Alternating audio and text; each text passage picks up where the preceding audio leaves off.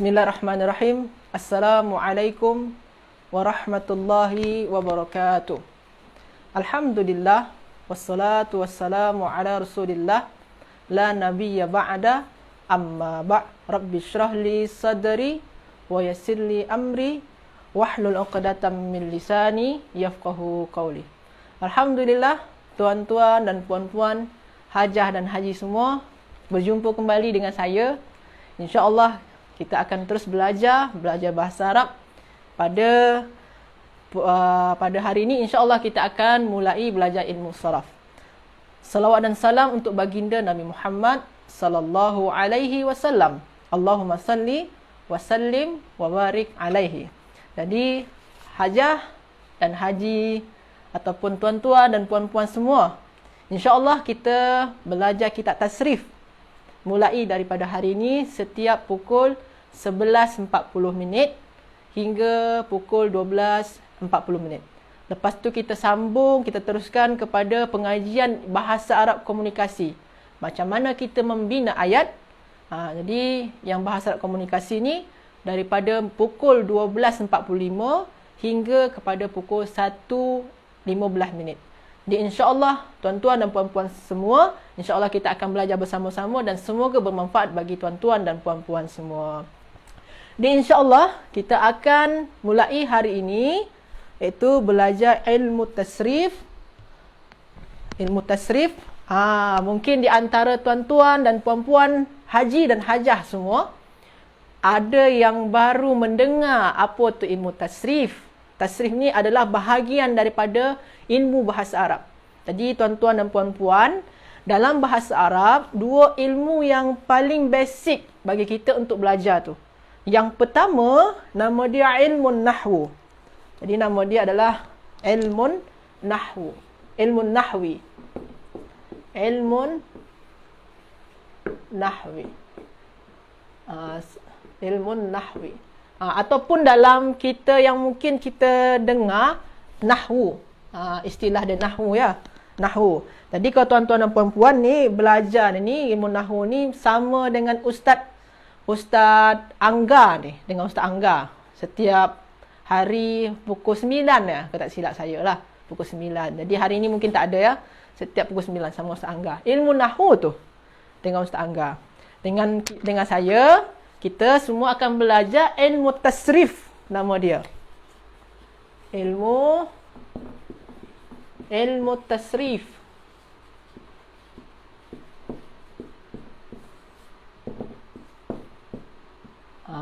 Ilmu tasrif, tuan-tuan dan puan-puan ya. Jadi dengan kita akan belajar hari ini iaitu nama dia ilmu tasrifi. Ataupun mungkin tuan-tuan dan puan-puan dengar daripada ustaz juga ilmu sarfi. Sama sahaja. Ilmu tasrif ataupun sarf. Semua banyak yang cakap ilmu tasrif lebih baik kita gunakan untuk istilah ilmu ni, kaedah ni. Jadi ilmu tasrif. Apa perbezaan dua ni dulu? Jadi sebelum kita masuk tasrif, mungkin pun Ustaz Angga dah jelaskan dah bagi tuan-tuan dan puan-puan semua, ataupun Ustaz Farid pun dah banyak terangkan ni. Ilmu nahwu, dia ni berkaitan dengan ujung-ujung perkataan. Ujung perkataan, macam mana akhiran daripada perkataan.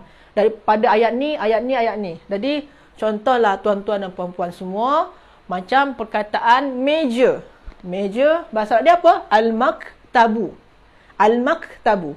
Kita nak cakap Al-maktabu jadidun. Meja tu baru. Al-maktabu. Sana apa akhiran perkataan dia apa? Al-maktabu. Tapi tuan-tuan dan puan-puan, kadang-kadang akhiran perkataan yang tadi tu, bu tadi tu, al-maktabu, bu.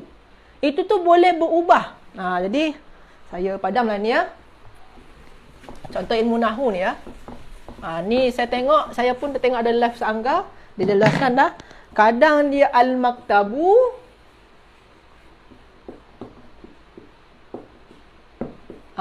terkadang dia bukan lagi menggunakan tapi dia al-maktaba. Al-maktaba. Al-maktaba. Sekarang ni gunakan al-maktaba. Tadi tu al-maktabu. Ada jadi al-maktaba. Ada pula nanti jadi al-maktabi. Jadi ujung dia tu berubah-ubah. Itu dalam kaedah ilmu nahwi. Ataupun ada juga yang tak berubah. Contoh dia perkataan fi. Fi itu maknanya di dalam. Dalam mana-mana naskah bahasa Arab, fi itu tetap tulisan dia fi. Tak akan berubah-ubah ujung dia. Tak berubah jadi fiyu, fiyi, fiya, tak ada. Tetap fi saja. Itu tu ilmu nahwu. Jadi ilmu nahwu ni berkenaan dengan akhiran perkataan, sama ada akhiran dia tu berubah atau tak berubah. Okey, tuan-tuan dan puan-puan, faham semua? Macam seanggang kan? Tanya dulu, boleh faham tak semua? Okey. Okey, tuan-tuan dan puan-puan ya. Jadi itu ilmu nahwu. Ilmu sarfi, apa pula dia? Atau ilmu tasrif, apa pula dia? Ilmu tasrif. Okey, saya padam yang ni tuan-tuan dan puan-puan ya. Ilmu tasrif. Ilmu tasrif adalah ilmu tasrif. Kalau tuan-tuan dan puan-puan, kita mungkin tahu, ada antara tuan-tuan dan puan-puan mungkin ada yang tahu apa bahasa Arab menulis kataba. Kalau kita cari dalam kamus, kataba maknanya menulis. Okey, kita dalam bahasa Melayu, tuan-tuan dan puan-puan pernah dengar termaktub. Termaktub. Tertulis maknanya tu. Maktub. Dalam bahasa Melayu dia ada maktub kan? Maktub tu pun dari bahasa Arab. Maktubun. Maktub. Maktubun. Ini maknanya ditulis ataupun tertulis. Termaktub. Ada tuan-tuan pernah dengar yang tadi, yang baru kita buat tadi ni, bahasa yang kita buat tadi ni macam meja. Kaifa naqulu fil lughatil arabiyyah, macam mana kita cakap dalam bahasa Arab meja. Meja apa tadi? Maktabun. Maktabun.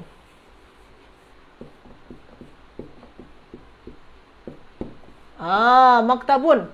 Ini maknanya apa? Meja. Ini tiga perkataan ni tuan-tuan dan puan-puan semua, Hajar dan Haji semua, tiga perkataan ni sama-sama bentuk dia daripada asal yang sama. Apa dia? Asal dia adalah huruf kaf, ta dan ba. Huruf kaf, ta dan ba. Huruf kaf, ta dan ba. Sama dia. Kaf, ta dan ba. Maknanya apa? Maknanya perkataan. Nanti ada lagi perkataan yang lain, Hajar dan Haji semua ya. Contoh dia, orang yang menulis, bahasa Arab dia apa? Katibun. Orang yang menulis. Ini pun juga perkataan katibun, penulis atau orang yang menulis, daripada huruf kaf, ta dan ba. Sama juga. Jadi keempat-empat perkataan ni daripada asal yang sama, iaitunya perkataan yang didasari dengan kaf, ta dan ba. Maknanya sama semua ya. Kataba boleh berubah menjadi maktabun, maknanya ni menulis. Ini tempat menulis, meja. Ini maktub, tertulis. Katibun, penulis, orang yang menulis. Jadi perkataan-perkataan ni kita boleh dapatkan daripada satu perkataan. Maknanya adalah satu perkataan ni boleh mendapatkan perkataan-perkataan lain dengan makna yang berbeza. Sini maknanya telah menulis, sini maknanya tempat menulis, sini maknanya tertulis atau ditulis, sini maknanya penulis. Ini dinamai dengan ilmu tasrif, iaitunya mengubah perkataan semua sekali, tak hanya akhiran saja, mengubah perkataan untuk mendapatkan makna-makna yang baru, untuk mendapatkan istilah-istilah yang baru. Ini istilah dia untuk menyatakan benda yang ditulis. Ini istilah dia untuk menyatakan tempat menulis. Ini istilah untuk menyatakan orang yang menulis. Istilah-istilah dia dah berbeza. Okey tuan-tuan dan puan-puan, boleh dipahami? Okey. Okey. Jadi yang ni tasrif ni nama dia. Okey. Yang ini ni kalau tuan-tuan dan puan-puan tengok dalam kitab, ni kitab yang kita gunakan hari ni, Tasrif dan I'lal Al-Fatih. Kalau tuan-tuan dan puan-puan nak tengok kitab ni, yang ini ni ada pada muka surat 3. Pada muka surat 3. Jadi tasrif tu apa dia? Perubahan perkataan daripada satu bentuk ni kepada bentuk-bentuk yang lain, yang ni yang 3 ni, untuk mendapatkan makna yang baru ataupun istilah yang baru. Okey. Ada soalan daripada tuan-tuan dan puan-puan? Sila bertanya. Okey, tak ada ya? Tak ada. Okey. Jadi, ini tasrif. Lepas tu tuan-tuan dan puan-puan yang dirahmati oleh Allah Subhanahu Wa Taala. Maknanya perubahan dia sama ada yang berubah daripada fi'il, ini fi'il madi nama dia. Kalau tuan-tuan dan puan-puan dah belajar dengan Ustaz Angga, dah selalu dengar dah ni. Fi'il madi. Fi'lun madin. Ni fi'il madi. Ini nama dia nanti dalam kaedah ilmu tasrif kita akan tahu ni nama dia. Ni isim ni. Ni isim, ada tanwin dekat ujung ya tuan-tuan dan puan-puan ya. Ada tanwin. Maktabun. Katibun. Maktubun. Isim Jadi perubahan dia antara fi'il dengan isim sahaja. Ustaz satu lagi kan ada kata tu. Ada ismun, ada fi'lun, ada harfun. Adakah perubahan daripada katabah ni menjadi huruf? Tak ada. Jadi perubahan dia daripada fi'il, isim. Isim, fi'il. Macam tu saja. Jadi perubahan dia antara isim dengan fi'il sahaja. Okey. Jadi tuan-tuan dan puan-puan, kita tengok dalam kitab ni. Di sini dah dituliskan apa itu kalimat. Kalimat ni perkataan. Perkataan dalam bahasa Arab memang ada 3 lah. Ismun, fi'lun dan harfun. Cuma dalam tasrif, yang boleh ditasrifkan, yang boleh ditukar-tukar tu isim kepada fi'il kepada isim. Ataupun fi'il, isim kepada fi'il. Macam tu ya. Jadi antara isim dengan fi'il sahaja. Okey. Selanjutnya. Selepas kita memahami bahawasanya tasrif itu adalah perubahan perkataan daripada bentuk yang satu ni, daripada istilah yang satu ni kepada istilah-istilah yang lain, kepada bentuk-bentuk yang lain, maka kita kena faham apa saja bentuk-bentuk kata dalam bahasa Arab. Jadi daripada bentuk katabah ni bentuk fi'il madhi, kata kerja di masa lampau. Lepas tu berubah kepada bentuk tempat dia, bentuk pelaku dia, orang yang menulis. Jadi perubahan dari satu bentuk ke bentuk-bentuk yang lain. Apa bahasa Arab bentuk tu dalam bahasa Arab ya? Kaifa naqulu fil lughatil arabiyyah, bentuk kata. Kalau tuan-tuan dan puan-puan dah tengok dalam kitab ni, boleh tengok sana ada sigat. Sigat ya. Saya padam yang ni.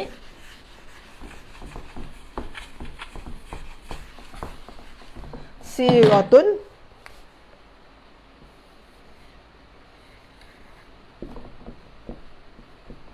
Sigatun. Ni maknanya bentuk kata. Kalau dalam kitab ni dia tulis sigatul kalimah. Kadang tulis sigatul kalimah, maksudnya bentuk kata, atau sigat saja, bentuk. Jadi bentuk yang fi'il madi, bentuk yang pelaku ismul fa'il, bentuk nanti yang nama dia maktub tadi tu nama dia ismul maf'ul, nanti kita akan belajar. Jadi itu bentuk-bentuk. Bentuk kata dinamakan dengan dalam bahasa dia sigatun. Jadi sigat. Jadi kalau saya tanya kepada tuan-tuan dan puan-puan, contoh katabah tadi tu. Katabah. Katabah ni apa sigat dia? Bentuk dia. Bentuk dia adalah fi'il madi. Itulah salah satu dia contoh dia. Okey. Ada tuan-tuan dan puan-puan soalan? Ada soalan ke dari tuan-tuan dan puan-puan? Tak ada? Okey. Ada soalan kitab tu. Kitab ni kitab tasrif ya. Boleh tuan-tuan dan puan-puan order kepada admin Pusat Tahfiz Taqwa. Boleh order sini kitab ni ya. Kitab ni sangat bagus. InsyaAllah boleh membantu tuan-tuan dan puan-puan untuk mempelajari bahasa Arab. Okey. Daripada sigatun kata bentuk kata, contoh dia katabah. Okey. Sigat untuk maknanya tadi kan perubahan daripada isim ke fi'il ataupun fi'il kepada isim. Maknanya kita kena faham sigat apa saja yang ada pada fi'il dan sigat apa saja yang ada pada isim. Pada fi'il ada 4 sigat. 4 sigat dia pada fi'il. Yang pertama, tuan-tuan dan puan-puan, nama dia sigat dia fi'lun madin. Fi'il madi. Yang pertama ya, fi'il madi. Kata kerja yang menyatakan perbuatan di masa lampau. di masa yang telah lalu. Macam perkataan kataba. Kataba. Kataba ni maknanya apa? Telah menulis. Kataba, telah menulis.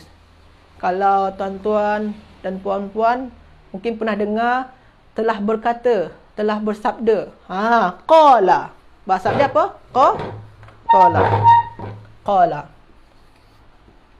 Qala ni maksud dia telah berkata. Ini pun sigat dia apa? Sigat dia adalah fi'il madi. Macam lagi perkataan dalam yang selalu mungkin tuan-tuan dan puan-puan dengar, sami'a. Sami'a. Sami'a. Sami'a ni maknanya apa? Telah mendengar. Allah telah mendengar. Sami'allahu liman hamidahu. Allah mendengar orang yang memujinya. Sami'a, telah mendengar. Ada lagi perkataan yang sebenarnya tuan-tuan selalu ucapkan.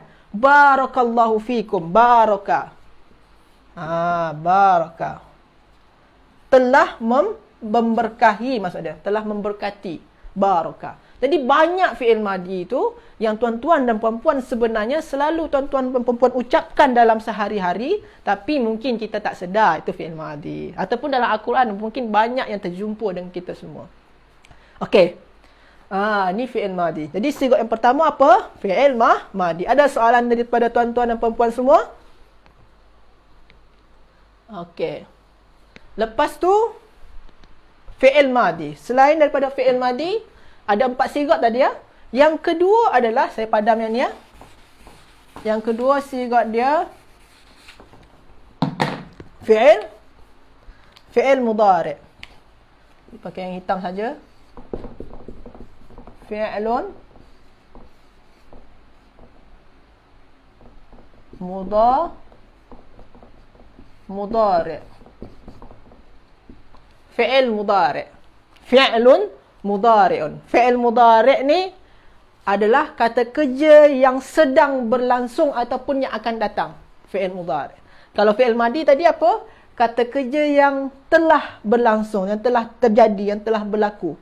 Kalau fi'il madi ni, tuan-tuan dan puan-puan, kalau kita nak samakan dengan bahasa Inggeris dia, fi'il madi ni past tense dia. Past tense. Kalau fi'il mudhari' ni present continuous tense. Kalau tuan-tuan nak samakan dengan bahasa Inggeris lah ya, agak-agak dia macam tu lah. Okey, fi'il mudhari'. Ada soalan tadi? Ada yang menyatakan selalunya kata dasar tu dari fi'il madi yang mufrad, wallahu a'lam.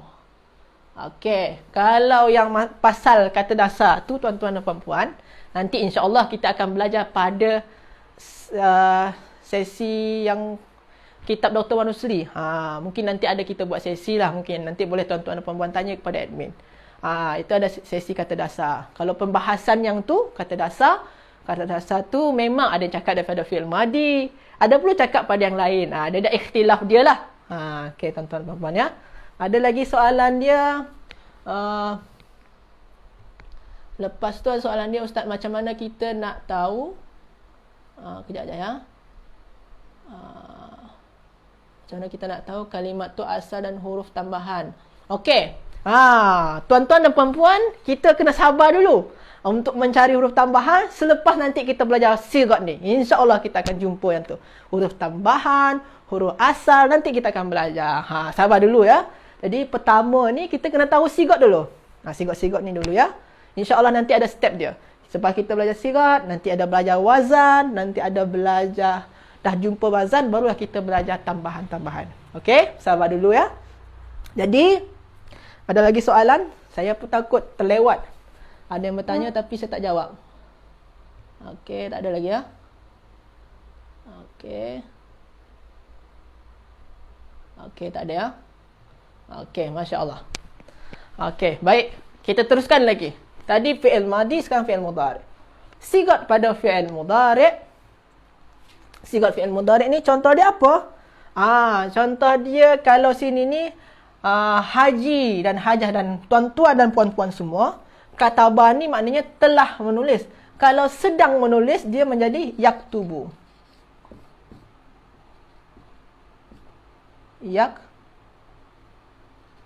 Yaktubu.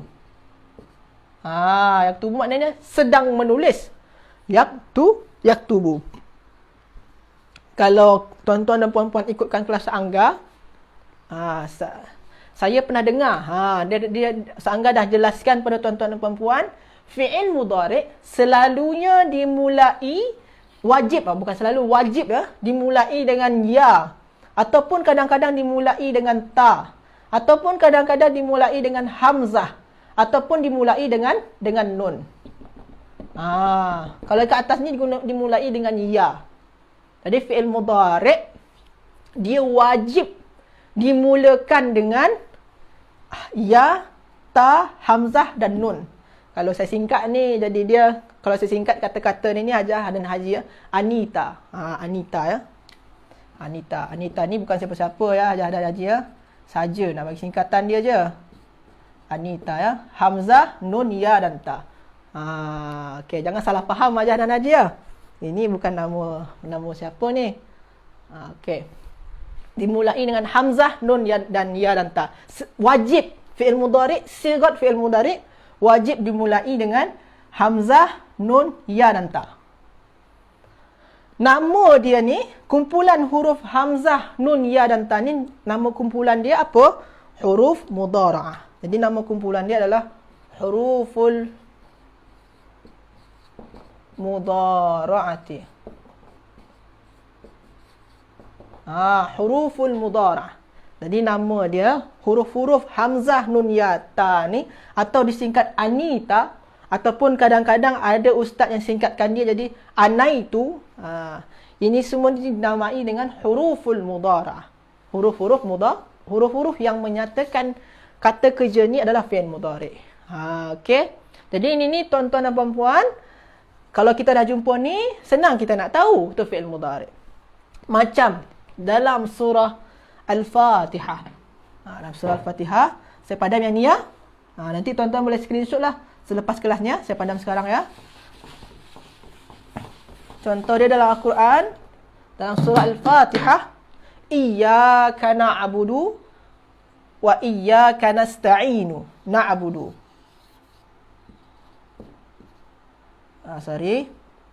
Na'budu.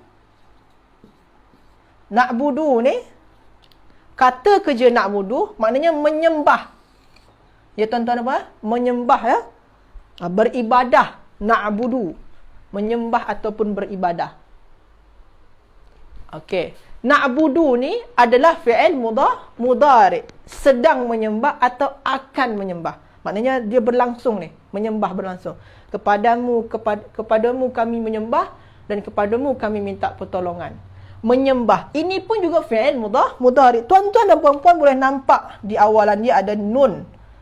Nun termasuk kepada kelompok yang Anita atau Anah itu tadi. Iaitunya huruful mudhara'ah.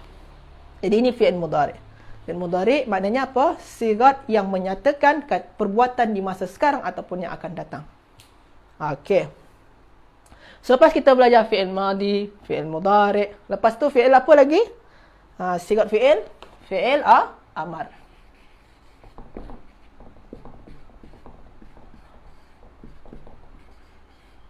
Fi'lul amri. Fi'lul amri. Amar, perintah atau suruhan. Kata kerja yang menyatakan suruhan ataupun perintah. Okey. Okey, kata kerja yang menyatakan suruhan ataupun perintah. Hajah dan Haji ya. Fi'lul amri. Fi'lul amri. Contoh dia macam mana, Ustaz? Hajah dan Haji mungkin dah baca tu dalam Al-Quran ada Iqra. Iqra bismi rabbikal ladzi khalaq.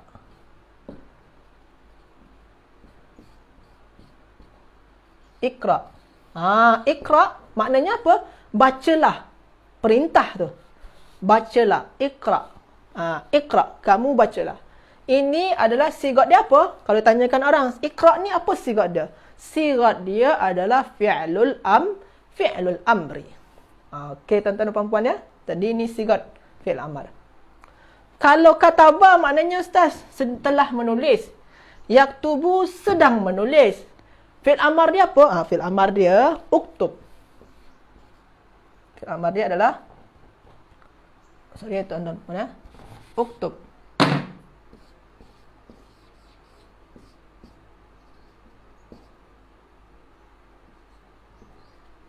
Uktub. Maknanya apa sekarang ni? Tulislah.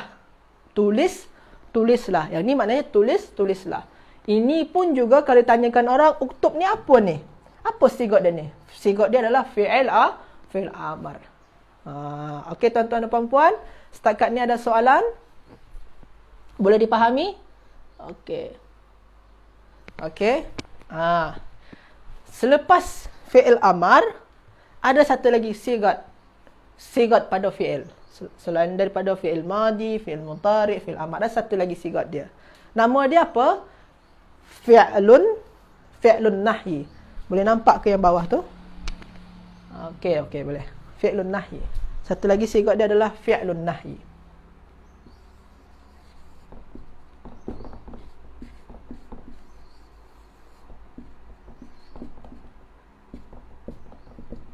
Fi'lun nahyi.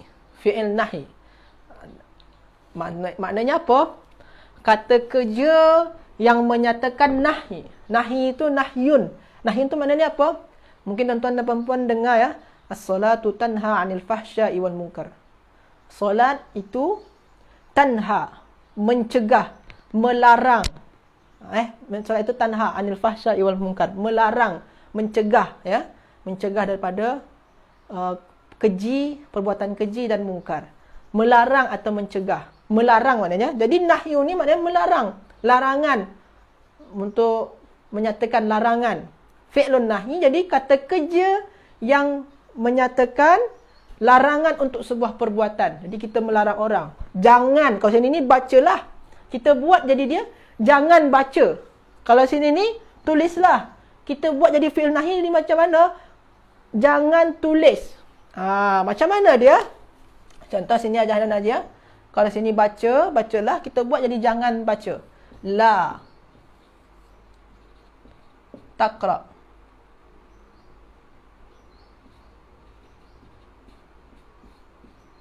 La taqra. Maknanya jangan baca.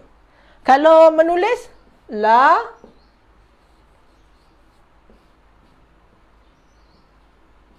taktub.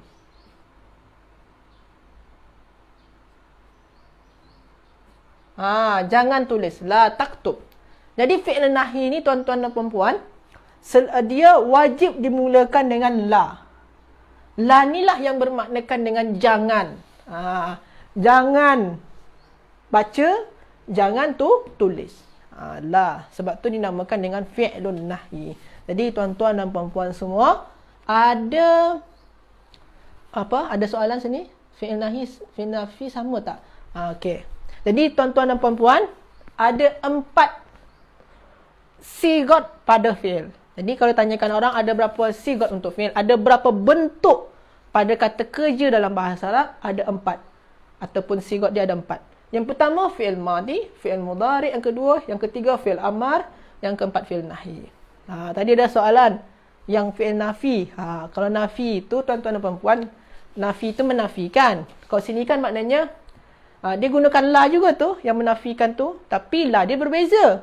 Kalau yang la nahi ini maknanya jangan. Kalau yang nafi itu maknanya tiada. Contohlah tuan-tuan dan puan-puan, saya tiada menulis la aktubu. Sana la dia maknakan tiada. Jadi berbeza ya. Okey, insya-Allah nanti kat satu masa kita akan berbincang benda yang sama. Benda yang tu ya. Okey. Kalau tuan-tuan dan puan-puan ada soalan, sila tanyakan di ruang komen. Tadi ini yang pertama, sigot untuk fi'il. Ada berapa sigot untuk fi'il? Ada 4. Okey. Lepas tu kita masuk kepada sigot pada isim. Kata bentuk-bentuk isim. Apa saja bentuk-bentuk isim? Ini ada pada muka surat 3 ya. Sila tuan-tuan dan puan-puan sediakan kitab ni, buka muka surat 3. Selanjutnya bentuk-bentuk isim. Bentuk-bentuk isim bentuk isim ada 10 tuan-tuan dan puan-puan. Kalau fi'il tadi cuma 3 sahaja, 4 sahaja. Kalau isim ada 10. Banyak juga. Tapi insya-Allah senang je. Untuk fahamkan yang 10 tu taklah susah tuan-tuan dan puan-puan ya. Sebab kan tuan-tuan dan puan-puan pun dah belajar nahwu pun pagi-pagi. Insya-Allah itu pun akan memudahkan dalam belajar tasrif. Okey, balik kepada sigot isim. Ada 10. Yang pertama, nama dia adalah ismul masdar. Saya padang ya. Nama dia ismul masdar, nama dia tuan-tuan dan puan-puan. Isim masdar. Nama isim masdar. Macam mana contoh dia, Ustaz? Okey, kita buatkan ya Hajah dan Haji ya. Kita cuba bina daripada contoh fi'il dia adalah doroba. Doroba ni maknanya apa? Memukul. Doroba, memukul. Yadrib. Ni sedang memukul, telah memukul. Kita buat jadi yadribu. Sedang memukul. Kita ubah jadi pukulan. Ini telah memukul, sedang memukul. Kita ubah jadi pukulan. Jadi dia macam mana? Dorbun ataupun dorban. Dorbun ataupun dorban. Ini ni, dorbun ni, ini dalam bahasa Arab dinamakan dengan ismul masdar. Inilah dinamakan dengan ismul masdar. Maknanya apa tuan-tuan dan puan-puan? Pukulan. Pukulan. Dalam bahasa Melayu, kita sebut dia ni dengan nama kata terbitan. Kata nama terbitan. Ini dinamai dengan kata nama terbitan. Okey, tuan-tuan dan puan-puan ya. Macam fataha. Yaftahu. Fataha maknanya telah membuka. Yaftahu maknanya apa? Sedang membuka. Pembukaan. Bahasa Arab dia apa? Fathun. Innalaka apa? Fatham mubina. Fathun. Itu fathun tu, pembukaan. Banyak masdar dalam Al-Quran. Kalau tuan-tuan dan puan-puan tengok dalam kitab ni, dalam kitab ni ada dia tulis. Ala inna nasrallahi qarib. Ketahuilah bahawasanya nasrun. Asal perkataannya nasrun tu. Nasrun.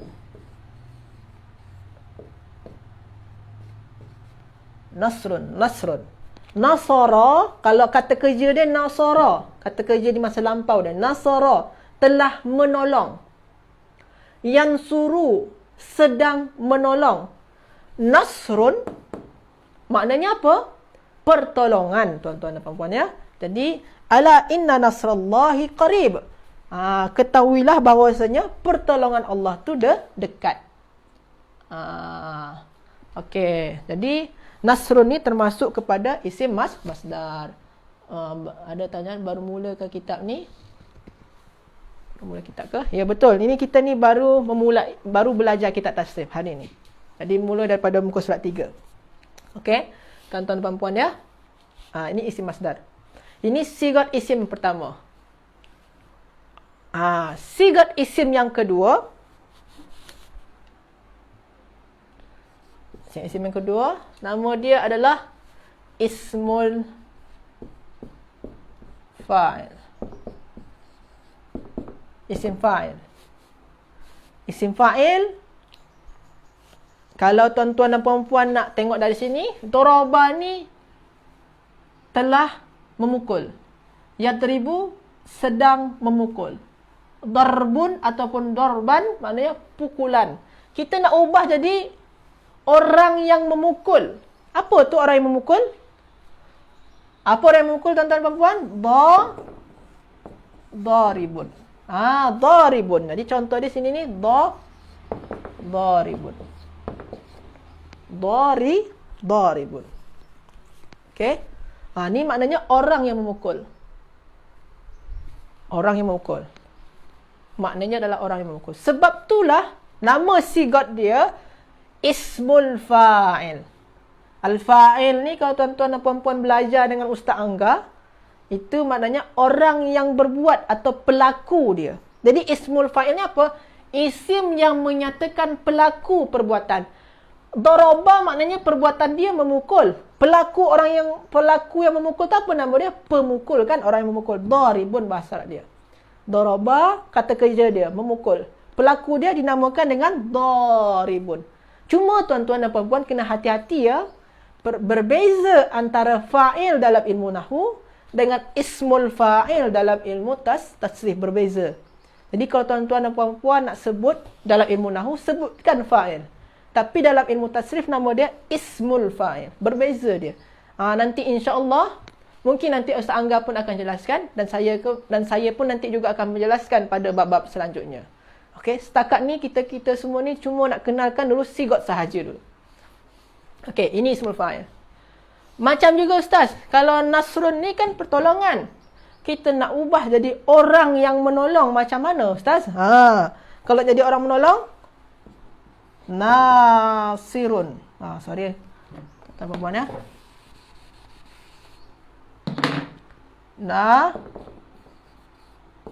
Nasirun. Nasir. Orang yang menolong ataupun penolong. Nasir. Darib, orang yang memukul. Nasir, orang yang menolong. Ataupun dimaknakan pemukul ataupun penolong. Okey, tuan-tuan dan puan-puan, ini ismul fa'il. Okey. Selepas ismul fa'il, di dalam kitab tu, yang tu nombor 3 ismul fa'il. Nombor 2 nanti insya-Allah kita akan bincang. Dalam kitab ni dia dah tulis pertama isim masdar, yang kedua nombor 2 ni saya akhirkan nanti. Lepas tu yang nombor 3 ya, isim fa'il tadi ya. Lepas tu muka surat 4 dia. Muka surat 4 yang nombor 3, nombor 5 itu nanti insya-Allah saya letak di akhir lah. Itu di akhir tu. Saya nak teruskan pada nombor 6. Yang nombor selanjutnya sigot dia nombor 6. Kalau dalam kitab tu nombor 6 muka surat 4. Muka surat 4 tuan-tuan dan puan-puan, tengok yang nombor 6. Yang ketiga, dalam kitab tu nombor 6 ya.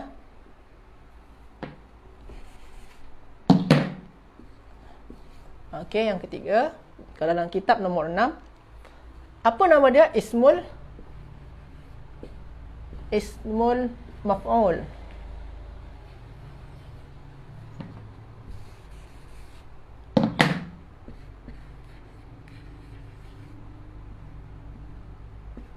Isim maf'ul. Isim maf'ul. Isim maf'ul. Okey, apa tu isim maf'ul? Isim maf'ul adalah isim yang menyatakan mangsa daripada perbuatan.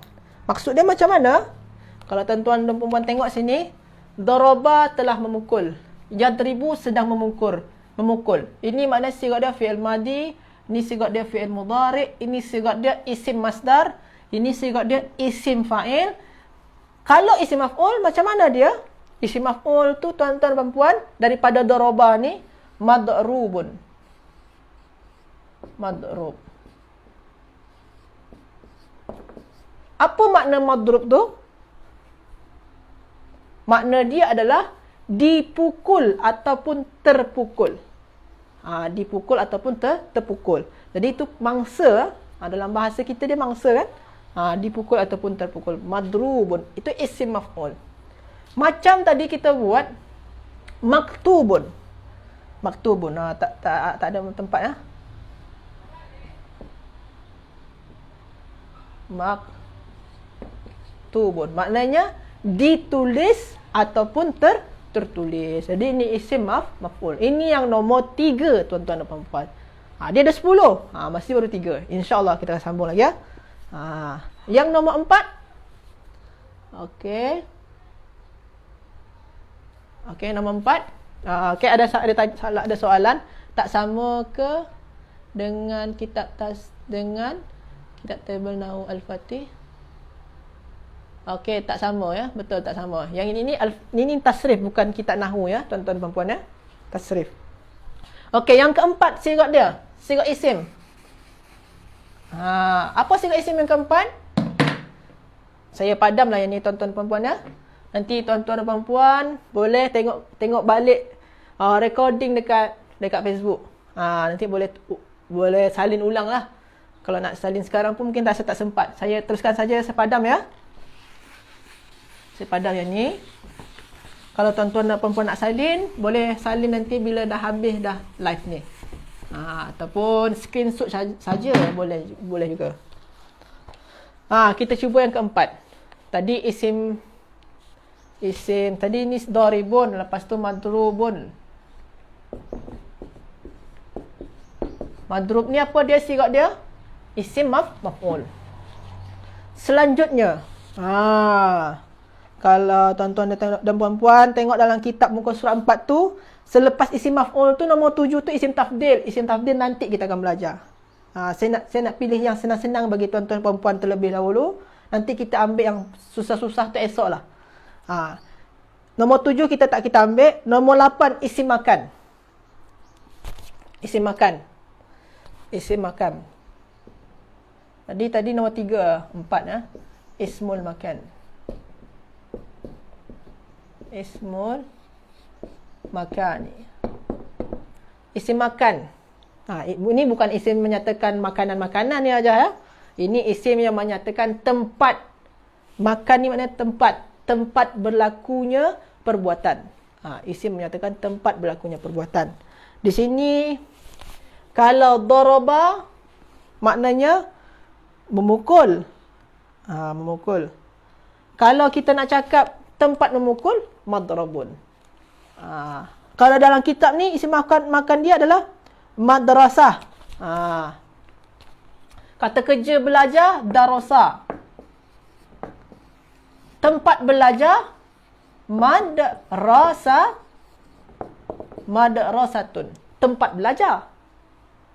Darasa maknanya belajar. Tempat belajar, madrasatun. Ini sigat dia. Madrasah ni apa sigat dia, Ustaz? Sigat dia adalah ismul makan, yang menyatakan tempat perbuatan tu berlaku. Tempatnya belajar.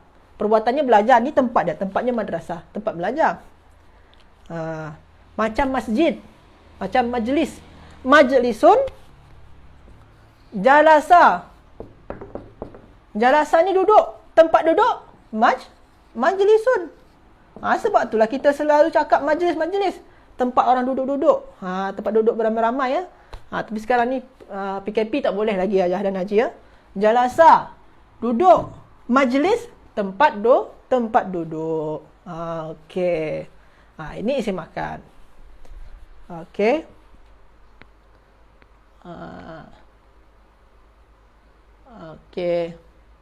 Okey, isim tafdil insya-Allah nanti kita akan bincang. Selepas yang kita habiskan yang mudah dulu ya. Kita pilih-pilih yang mudah dulu untuk bagi tuan-tuan dan puan-puan.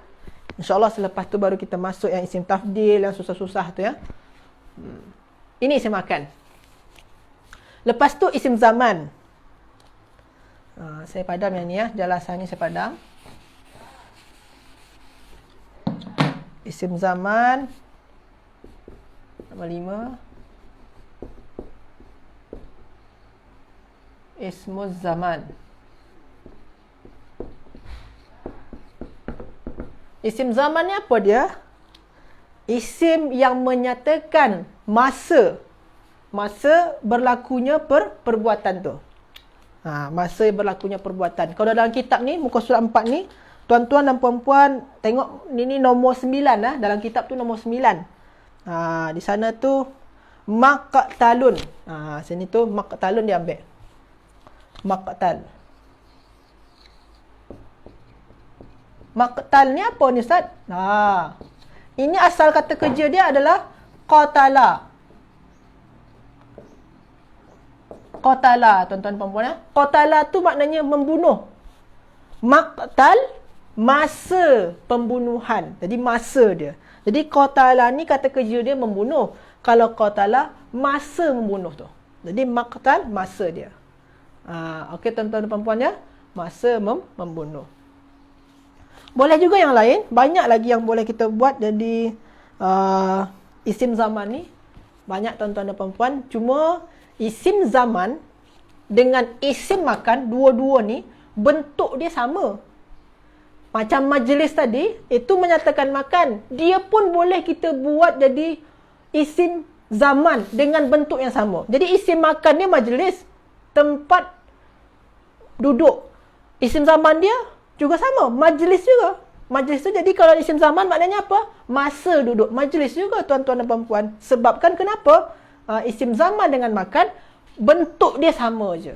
Tak beza. Jadi kalau tuan-tuan dan puan-puan nanti kita dah belajar pada level 2, kita dah mulai untuk belajar yang ini semua, sigot-sigot ni, kita akan jumpai bahawasanya isim zaman dengan makan bentuk dia sama je. Itu senang dia kita belajar ni. Banyak juga yang sama-sama, jadi kita tak peningkan juga. Sebabkan banyak yang mudah, yang dipermudahkan. Okey. Maknanya tak sama tuan-tuan dan puan-puan ya. Kalau dia majlis, kalau dalam ayat tu dia bermaknakan tempat, isim makan, maknanya dia tempat duduk. Kalau dia isim makan. Kalau isim zaman, majlis tu, maknanya jadi masa duduk. Ikutkan dengan keinginan ayat, maksud daripada ayat tu. Kalau dalam ayat tu, majlis ni sebagai isim makan, maka maknanya tempat duduk. Kalau dalam ayat ni, majlis tu dia sebagai isim zaman, maknanya apa? Masa duduk. Ikutkan ayat dia. Ayat dia tu perlukan isim zaman ke makan. Okey tuan-tuan puan-puan ya. Kita teruskan lagi. Isim zaman dah, isim makan dah, isim alat lagi. Nombor 10 dalam kitab tu nombor 10 muka surat 4. Kalau saya buat sini nombor 6. Saya pilih-pilih dulu yang senang-senang bagi tuan-tuan dan puan-puan semua ya. Biar tuan-tuan dan puan-puan pun seronok belajar dulu untuk awal-awal ni. Nanti insya-Allah kita baru naik step by step yang lebih susah.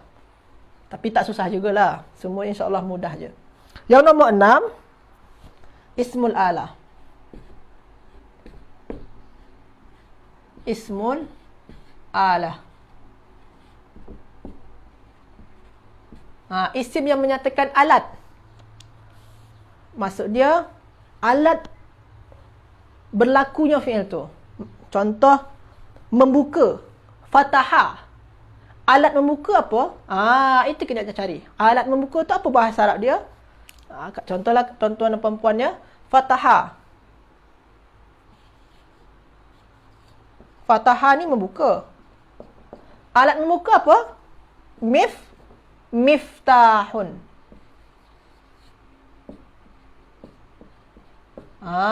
Ni dia. Miftahun. Alat membuka. Miftah. Jadi miftah alat membuka. Sebab tu miftah tu bermaknakan kunci. Sebab kan kunci kan digunakan untuk membuka miftah. Jadi miftah ni termasuk pada ismul alah daripada kata kerja fataha. Macam juga yang ni, daraba, memukul. Alat memukul apa? Midrabun. Midrabun. InsyaAllah, kita akan belajar juga nanti di tasrif selanjutnya pada level 2 insyaAllah. Pada level 2. Okey tuan-tuan puan-puan ya? Jadi ni semua sigot. Tadi nombor 1 apa?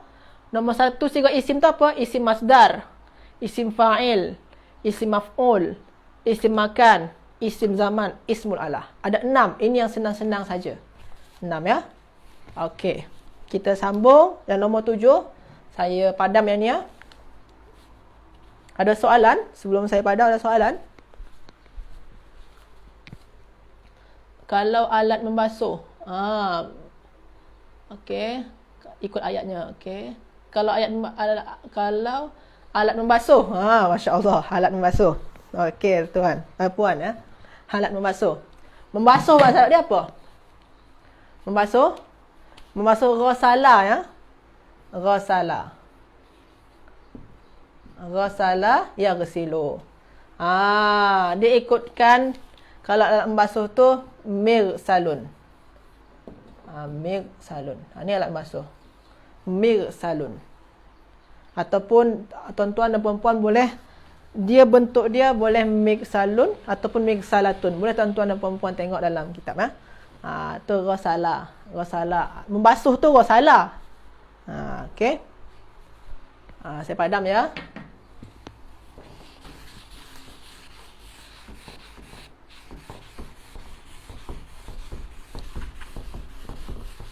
Selanjutnya, tadi dah kita habiskan yang 6. 6 tu yang paling mudah lah tuan-tuan dan puan-puan ya. InsyaAllah itu mudah bagi tuan-tuan untuk memahami. Masdar, kata nama terbitan dalam bahasa kitanya. Ismul fa'il, kata nama yang menyatakan pelaku perbuatan. Ismul maf'ul, kata nama yang menyatakan mangsa daripada perbuatan. Apa lagi? Isim zaman yang menyatakan masa berlakunya perbuatan. Isim makan yang menyatakan tempat berlakunya perbuatan. Dan terakhir, ismul alah yang menyatakan alat untuk berlakunya perbuatan tersebut. Ada 6. Itu yang mudah-mudah saja. Okey. Saya cuba teruskan. Masih ada masa kita 8 minit lagi. Selanjutnya, ismul masdar mimi. Yang nombor 7 ya. Ismul masdar mimi ni Ustaz mana ni Ustaz? Ini ni pada muka surat 3 tuan-tuan dan puan-puan. Nombor 2. Tadi saya langkaukan nombor 2 tadi. Muka surat 3 nombor 2. Itu ada ismul masdar mimi. Sebenarnya nama dia bukan masdar mimi. Kena sebut isim. Ismul masdar al-mimi. Ismul masdar mimi. Jadi semua sigot isim tu tuan-tuan dan puan-puan kena sebut isim dia dulu. Ismul fa'il, ismul masdar, ismul maf'ul, ismul zaman, ismul makan, ismul alah. Macam tu guys ni, ismul masdar al-mimi. Masdar mimi macam mana bentuk dia? Apa beza dengan isim masdar yang pertama tadi tu? Beza dia tak ada dari segi makna, tak beza. Tapi dari segi penulisan sahaja. Kalau yang di atas ni, ini masdar tadi tuan-tuan dan puan ya. Darbun maknanya pukulan. Kalau ini masdar yang biasa sahaja, yang pertama kita bincang tadi tu. Masdar yang biasa saja. Darbun, pukulan. Kalau masdar mimi, apa contoh dia? Madrabun. Sorry.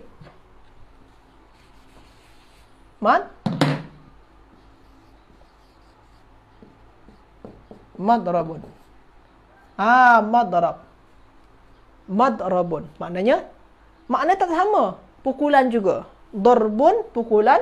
Madrabun juga pukulan. Tapi perbezaan di mana?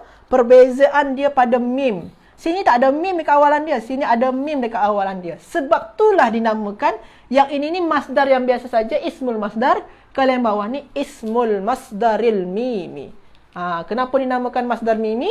Sebab kan dia masdar. Tapi dimulakan dengan mim. Ada mim dekat awalan dia. Sebab tu nama dia masdar mimi. Masdar mimi. Okey, jadi 7 tu sigat isim yang alhamdulillah kita belajari hari ini tuan-tuan dan puan-puan semua. Tadi yang pertama apa?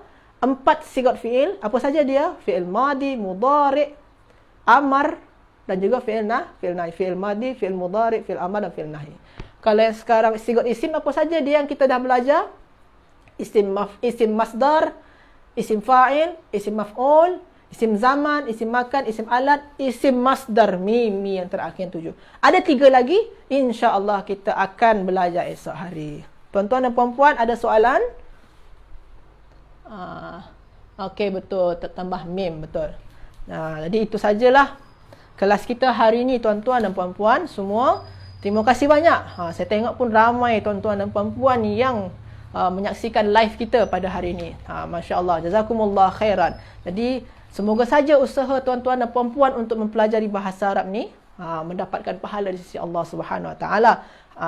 Jadi ini saja dulu kelas kita hari ini untuk tasrif. Insya-Allah 5 minit pukul 12.45 kita akan mula lagi dengan belajar bahasa Arab komunikasi. Ini lebih pada basic bahasa Arab, tapi macam mana yang kita gunakan untuk bercakap. Jadi bahasa Arab basic dia, tapi boleh kita gunakan untuk bercakap bahasa Arab. Jadi insya-Allah pukul 12.45 tuan-tuan dan puan-puan kita akan semua akan belajar lagi bahasa Arab komunikasi. Terima kasih banyak tuan-tuan dan puan-puan. Syukran ala husni ihtimamikum. Akhirul kalam aqul lakum wallahu a'lam. Assalamualaikum warahmatullahi wabarakatuh. Jazakumullah khairan.